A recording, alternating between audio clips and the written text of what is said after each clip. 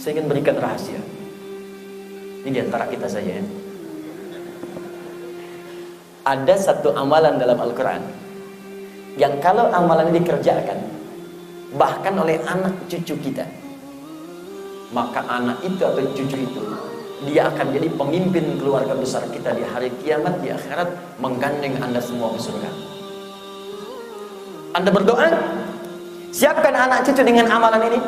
Ketika dia menjadikannya sebagai amalan, benar amalnya, maka dia diberikan oleh Allah kesempatan untuk menggandeng bapak ibunya, kakek neneknya, plus anak cucu keturunan dia pun masuk ke dalam surga. Amalan itu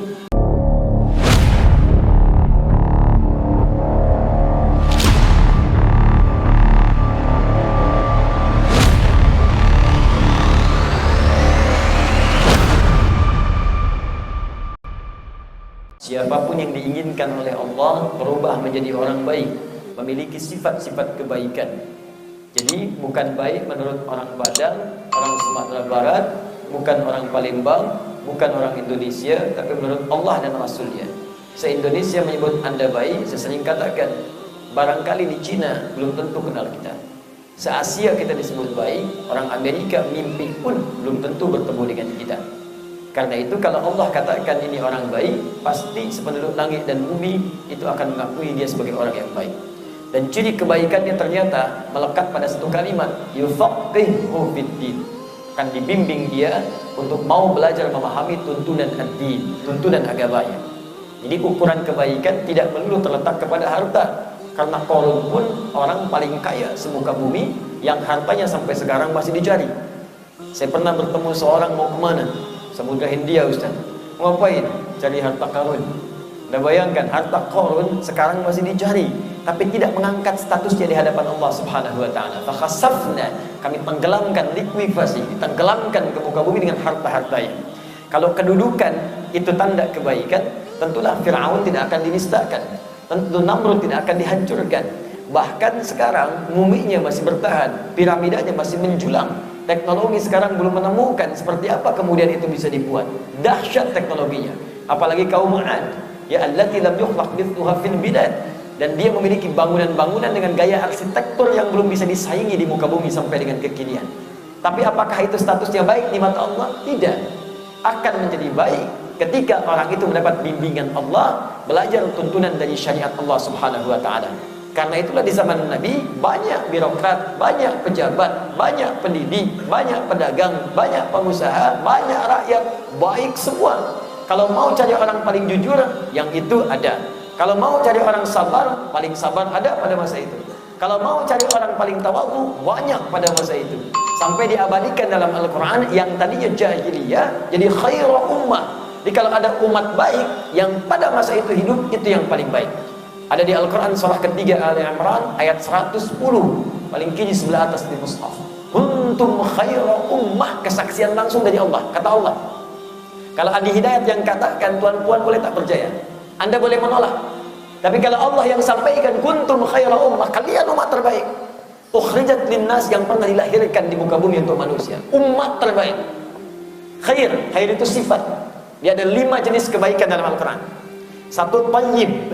Tayyib itu kebaikan fisik, sehat, kuat, bagus. Itu tayyib namanya. Makanannya sehat. Karena itu ketika Allah minta kita jaga fisik, makan makanan yang menyehatkan. Quran surah kedua Al-Baqarah ayat 168, ya paling kanan sebelah bawah di mushaf. Ya ayyuhan nas kulu mimma fil ardi halalan thayyiban. Hai semua manusia, kalau mau cari makan, ayo tempuh dengan cara yang legal, usaha yang benar, yang legal. Jangan melanggar hukum, jangan korupsi, jangan mencuri, jangan nyogok. Dapatkan. Kalau bisa mendapatkan dengan cara yang baik, kenapa harus mencari cara yang tidak baik? Kalau bisa mencari dengan cara yang soleh, kenapa menempuh cara yang salah? Toh dapatnya pun segitu juga. Jangan dikira maksiat bisa meningkatkan rezeki. Tidak. Rezeki kita itu sudah diatur. Wa fis samai rizqukum wa ma tu'adun. Quran surah ke-51 ayat ke-22. Di langit kadar rezekimu sudah ditetapkan. Walladzi qaddara fahada. Ditetapkan rezekinya dan tidak akan wafat sebelum rezekinya sempurna diberikan. Cek di hadis Al-Arba'in, Imam An-Nawawi menuliskan di 42 hadisnya, hadis yang keempat. Ya, an Abi Abdurrahman Abdullah bin Mas'ud radhiyallahu taala anhu an Rasulillah sallallahu alaihi wasallam wa huwa shadiqul masduq. Nomor hadis yang keempat paling kiri sebelah atas. Inna ahadakum yujma'u fi batni ummihi 40 yawman nutfah thumma yakunu min dzalika 'alaqah thumma yakunu min dzalika mudghah fayursalu ilaihi al-malak wa yu'maru bi katbi arba'in fayanfukhu fihi ar-ruh. Kemudian apa yang dilakukan? Bi katbi rizqihi. Yang pertama menetapkan rezekinya. Kata Allah melalui lisan Nabi, setiap anak cucu Adam akan dihimpun di perut ibundanya. Ya, mengalir proses kehamilannya. 40 hari pertama berkumpul spermatozoa dengan ovum, ada proses. 40 hari kedua menjadi zigot yang menempel di dinding rahim. 40 hari ketiga usia 120 bulan, 120 hari. 120 hari 4 bulan. Maka mulai ditiupkan roh. Yursalu ilaihil malak, diutus malaikat fayanfukhu fihi roh. Ditiupkan roh dari Allah Subhanahu wa taala. Di 4 bulan kandungan sudah ada roh. Sudah berproses. Kemudian wa yu'maru bi katbi arba'in, diperintahkan malaikat menetapkan 4 hal. Pertama, bi katbi rizqihi, ditetapkan rizkinya sampai dia wafat. Tidak ada yang akan bertambah berkurang, sesuai kadar Allah saja, sesuai dengan kadar kebutuhan kita sebagai bekal untuk mendapatkan surga. Kalau terlampau kaya bisa sombong, terlampau fakir bisa maksiat. Diberikan yang stabil semuanya sesuai kebutuhan kita. Hanya dirahasiakan oleh Allah supaya kita semangat mencarinya. Kalau diberitahu sekarang, Anda akan malas atau minimal sulit melangkah, karena kalau rezekinya sempurna, wafat orangnya. Disampaikan sekarang, Anda rezekinya itu tinggal 1000, tinggal 1000 misalnya. Begitu diberikan tinggal 1000, nggak mau kerja, duduk kayak di Masjid Baitur Rahmah. Astagfirullah, astagfirullah, astagfirullah. Kok nggak keluar mas? Tinggal 1000. Capek pingsan, begitu bangun minum air baru 3 sedot meninggal. Rizki semua sempurna, tidak usah takut, cukup cari yang halal, Anda dapatkan itu. Dan maksiat tidak akan menambah rizki, menjerumuskan Anda dalam keburukan. Dapatkan itu dengan cara yang halal. Kemudian thayyibah, cari yang baik-baik yang menyehatkan tubuh kita. Jadi kalau makan, tidak semua harus dimakan. Rendang sama kuah-kuahnya silahkan, kalau ada manfaat. Makan durian bagus, tapi kalau durian 1 baskom 1 truk mau dimakan, misal merusak tubuh. Maka kalimatnya halalan thayyibah, yang halal dan baik bagi tubuh kita. Anda bertanya pada orang Arab, kaifa haluk, apa kabar? Kata orang Arab, alhamdulillah ana thayyib. Artinya badannya sehat, kuat, mengkonsumsi yang baik-baik. Itu prinsip. Silahkan cek di kitab suci manapun, cuma di Al-Quran yang mengarahkan kita pada kebaikan. Makan yang sehat-sehat. Tidak semua yang hobi mesti dimakan kalau tidak menyehatkan. Cuma kadang ada orang sehat tapi pikirannya tak sehat. Fisiknya sehat, cuma pikirannya kotor. Karena ada Bang Tayyib tuh, 2 kali puasa, 2 kali lebaran tak pulang-pulang. Sehat fisiknya, tapi pikirannya tak baik. Kalau pikiran ingin dinaikkan pada tingkat yang baik, jujur, bersih, tawadhu, sabar, mulia, maka berubah kalimatnya dari tayyib menjadi khair. Khair. Sehat saja tidak terlampau penting jikalau pikirannya pun tidak mulia. Maka Al-Quran menginginkan kombinasikan fisiknya sehat, pikirannya mulia. Sifat disebut khair. Kalau jadi sikap disebut dengan ma'ruf. Jujur itu khair. Tapi kalau disogok tidak merespon, itu namanya ma'ruf. Sabar itu khair. Dicaci tidak mencela, dicaci tidak membalas untuk mencela, itu ma'ruf namanya. Karena itu khair dan ma'ruf disandingkan dalam satu ayat di Al-Quran, surah ketiga ayat 104. Wal takum minkum ummatun yad'una ilal khair wa ya'muruna bil ma'ruf. Ajak kepada yang baik dan praktekkan, jangan cuma jadi sifat. Karena kalau jujur itu cuma jadi sifat dan tidak jadi perilaku, maka manfaatnya tidak akan terasa. Kemudian apakah yang baik semua dikerjakan karena Allah? Belum tentu. Ada yang belum beriman, di Amerika pun banyak orang baik, tapi kebaikannya belum tentu dikerjakan karena Allah. Ada yang nyumbang, bikin sumbangan untuk jalan, bikin untuk bangunan, bikin sekolah. Beriman tidak? Belum tentu. Nah, kalau perbuatan itu dikerjakan karena Allah, karena iman, maka berubah namanya menjadi yang keempat, ma'ruf menjadi ihsan. Thayyib, khair, ma'ruf, ihsan. Ihsan itu mengerjakan semua kebaikan hanya karena Allah saja. Rumusnya ada di hadis Muslim, nomor hadis yang ke-8. an Abi Hafs Umar bin Khattab radhiyallahu ta'ala anhu qala Rasulullah sallallahu alaihi wasallam ketika ditanya oleh malaikat Jibril, "Mal ihsan?" Apa itu ihsan? Kata Nabi, "An ta'budallaha ka'annaka tara, fa in lam takun tarahu fa innahu yarak." Engkau menjadikan semua aktivitas sebagai ibadah karena Allah saja. Karena Allah. Bangun rumah sakit, banyak yang bangun, non muslim juga bangun. Tapi ketika Pak Haji Amran bangun ini lillah, karena Allah, ihsan. Bangun sekolah, asasnya asas keislaman, ihsan, karena Allah. Banyak orang makan, tapi apa semua yang dimakan karena Allah? Belum tentu. Bismillah, makan karena Allah, ihsan. Karena itu keberkahannya beda. Ketika dimakan karena Allah, jadi tenaga untuk kebaikan. Beramal solehnya mudah. Mau sholat gampang, baca Quran gampang, infak gampang. Anda makan banyak, tapi ibadah berkurang, itu tandanya makanan tidak berkah. Minum banyak, untuk baca Quran susah, minumannya tidak ada keberkahan. Harta banyak, tapi untuk zakat, infak, sedekah sulit, dalam harta tidak ada keberkahan. Maka jika dikerjakan semua karena Allah, merasa Allah mengawasi, ihsan namanya. Dikumpulkan yang 4 ini, badannya sehat, sifatnya mulia, sikapnya bagus, dikerjakan karena Allah. Thayyib, khair, ma'ruf, ihsan, terkumpul jadi satu, namanya berubah menjadi salih. Salih. Karena itu setiap ibu yang sedang mengandung pasti berdoa kepada Allah minta anak yang menjadi salih. Itu sudah fitrah. Ada di Quran surah ke-7 ayat 189. Falamma taghasyaha hamalat hamlan khafifa famarrat bi Alamma afqalat da'awallaha rabbahuma la'in ataitana salihan. Ketika suami istri mulai bergaul, istri mulai mengandung, kandungan ringan sampai berat, sampai menjelang kelahiran, maka fitrah seorang ibu bahkan suami itu akan berdoa kepada Allah. Ya Allah, tolong menjadikan anak lahirnya anak yang soleh, anak yang soleh, anak yang soleh. Bahkan selevel Nabi Ibrahim pun, selevel Nabi minta anak soleh. Buka Quran surah ke-37 ayat yang ke-100. Qala rabbi habli minas salihin. Ya Allah, anugerahkan aku anak yang soleh, fitrah. Ingin berkumpul 5 tadi. Saya belum pernah dengar ada seorang ibu berdoa, Allahumma ja'al waladi thayyibah. Ya Allah, jadikan anak saya anak yang thayyib. Tidak pernah dengar. Jadikan anak saya anak yang ihsan, belum pernah dengar. Tapi ya Allah, jadikan anak saya anak yang salih, salih. Selevel Nabi Ibrahim, Abul Anbiya, bapak para nabi. Kenapa disebut para nabi? Hampir semua keturunan dari jalur kanan kirinya semua menjadi nabi. Jalur kanan misalnya Sayyidah Sarahnya, istri yang pertamanya, lahir Ishak alaihissalam. Ishak melahirkan nanti Yakub. Yakub turun ke Yusuf. Dari Yusuf nanti turun lagi ada Musa, Daud, Sulaiman sampai ke Nabi Isa alaihissalam. Keponakannya ke atas naik lagi, Isa ibunya Maryam. Maryam naik ke atas Hannah. Hannah bersuamikan Imran. Imran keponakan Zakaria, nabi lagi. Jalur kirinya Nabi Ismail alaihissalam dari Sayyidah Hajar. Dari Ismail alaihissalam lahir siapa? Nabi Muhammad SAW. Muhammad bin Abdullah bin Abdul Muttalib bin Hashim bin Abdul Manaf bin Qusay bin Murrah bin Kilab bin Ka'ab bin Ghalib bin Fikir bin Malik bin Nadar bin Kinana bin Khuzaimah bin Mudrika bin Ilyas bin Nizar bin Mudar bin Ma'ad bin Adnan bin Adli bin Adli bin Muqawwam bin Nagur bin Tarikh bin Ya'rub bin Yasjub bin Nabit bin Ismail alaihissalam bin Ibrahim alaihissalam. Salih. Kakek datuknya minta jadikan keturunan hamba solih. Lahir Nabi Ismail, keturunannya solih juga, Nabi Muhammad SAW.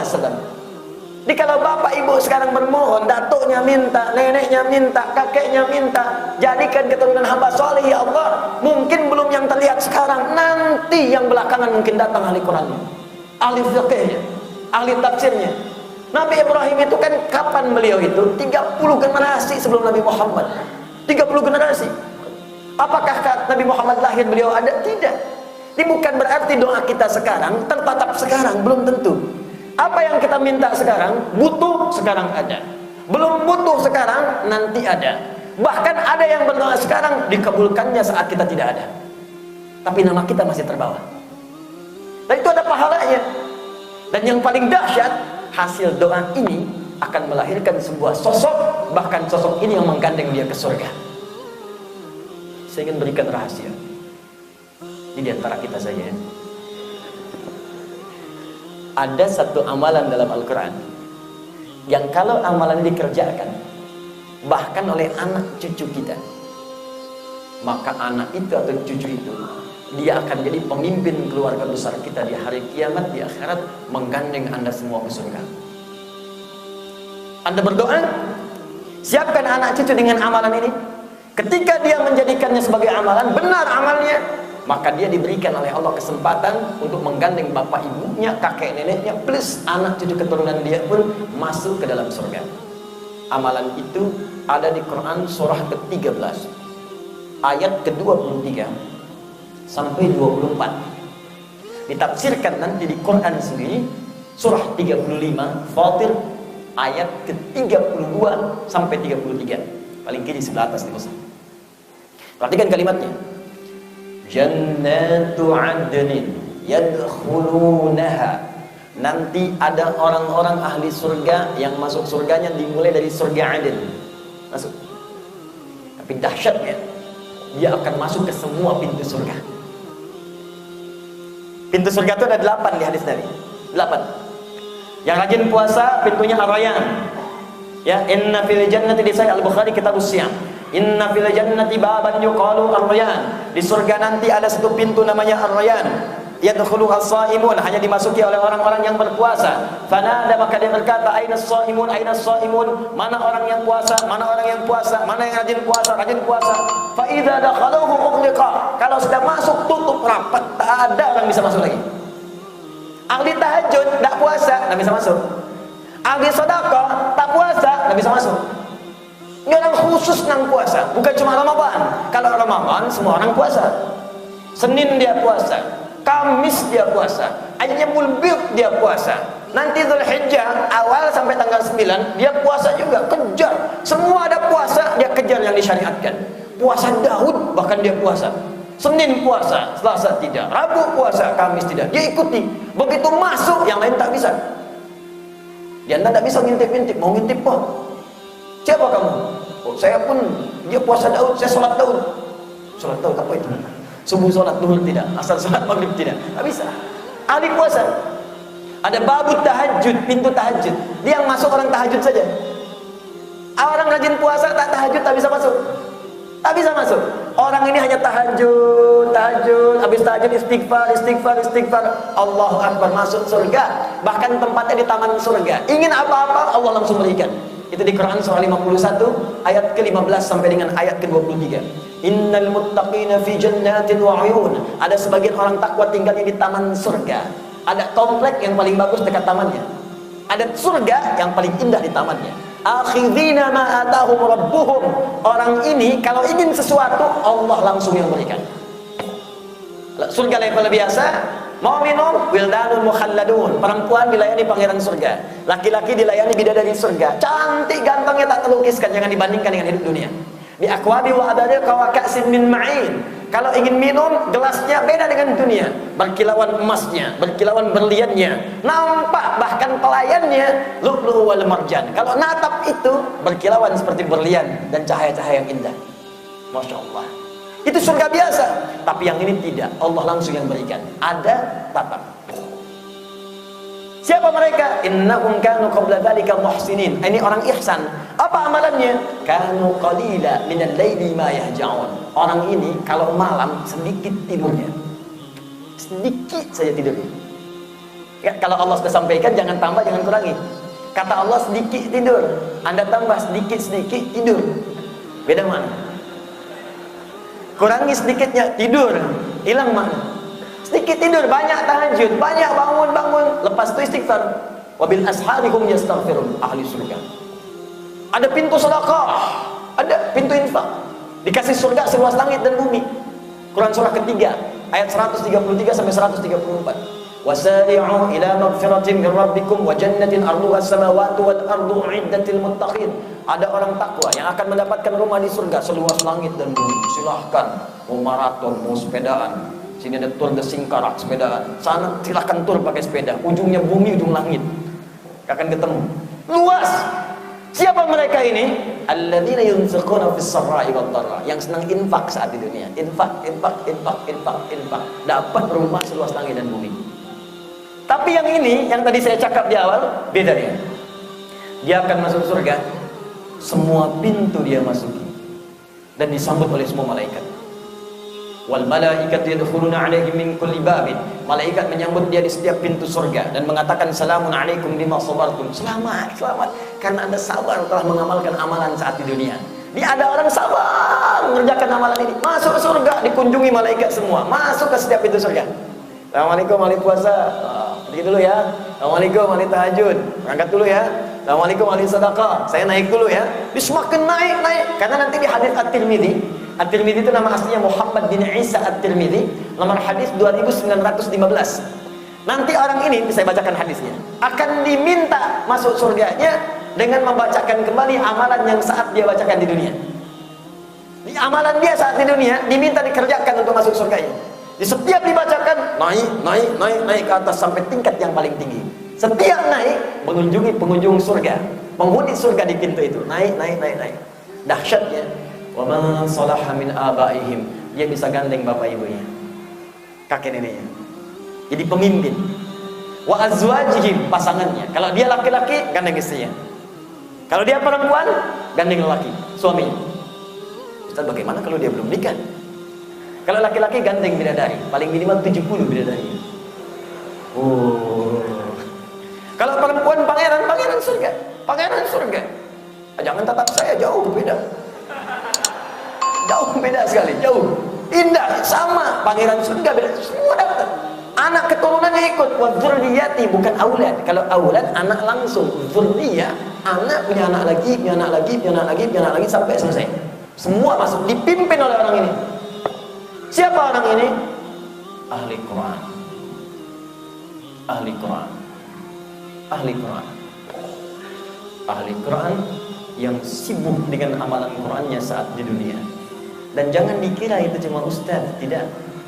Ada yang pejabat, ada diplomat, ada birokrat, ada pengusaha, ada pedagang, ada kalangan rakyat, ada pelajar.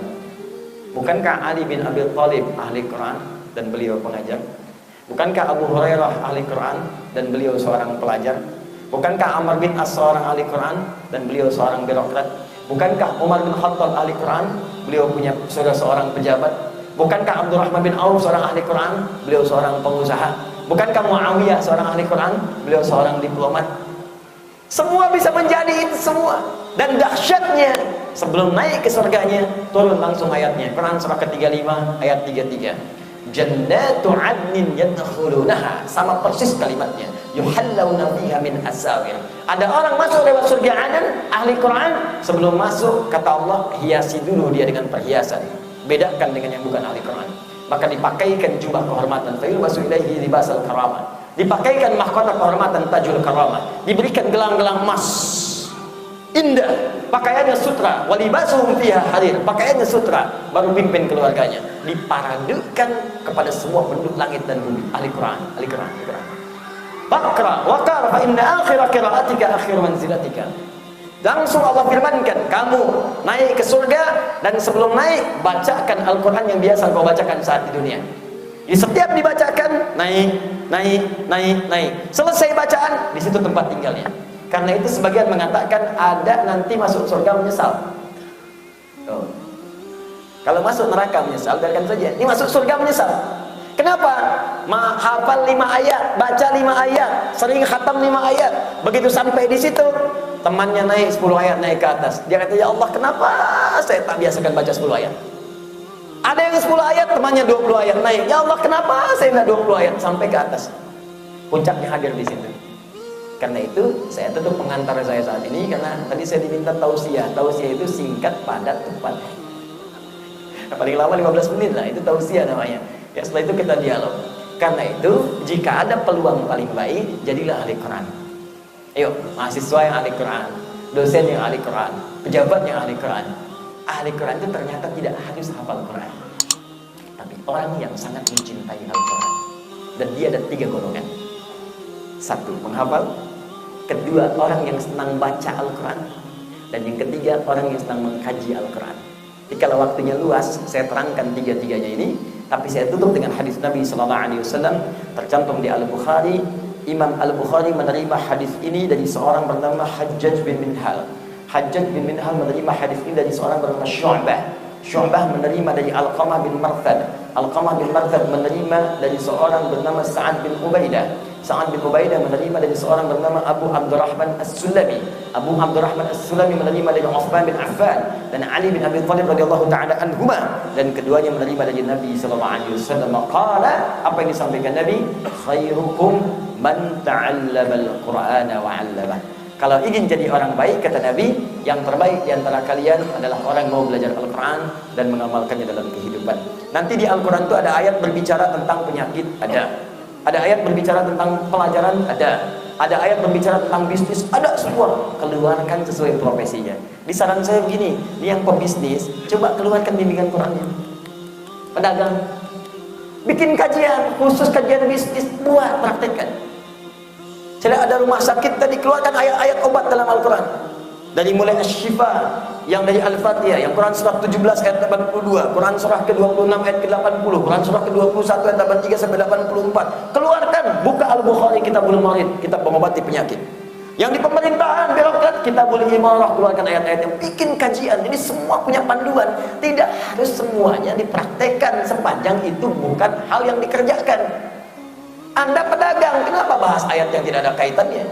Kalau untuk dihafalkan, boleh. Untuk dibaca, pahala dapat. Tapi kalau untuk kajian, kaji yang Anda butuhkan. Hadis juga begitu, gak semua harus dipraktekkan. Kalau bukan bagian porsinya. Kalau mempelajari, harus. Kalau ingin dipraktekkan, digali, silahkan. Tapi yang dibutuhkan, itu yang diprioritaskan. Anda siapa? Saya pejabat, keluarkan hadis-hadis pejabatan. Anda siapa? Oh, saya dokter, keluarkan hadis-hadis tentang obat, tentang penyakit, tentang kedokteran. Itu prakteknya. Sehingga kita lebih fokus pada apa yang kita kerjakan. Dan itu insya Allah akan mengantarkan kita pada kemuliaan. Ini barangkali pengantar yang saya berikan. Saya ingin katakan bahwa kita sekarang berkumpul dengan 3 sifat. Tempatnya paling baik, waktunya waktu terbaik, dan orangnya orang-orang baik yang disebut oleh Nabi SAW. Jika berkumpul 3 hal ini, maka keberkahan akan diturunkan oleh Allah Subhanahu wa taala sepanjang kita memintanya. Semoga Allah berikan kemuliaan kepada kita, Allah jawab doa-doa kita.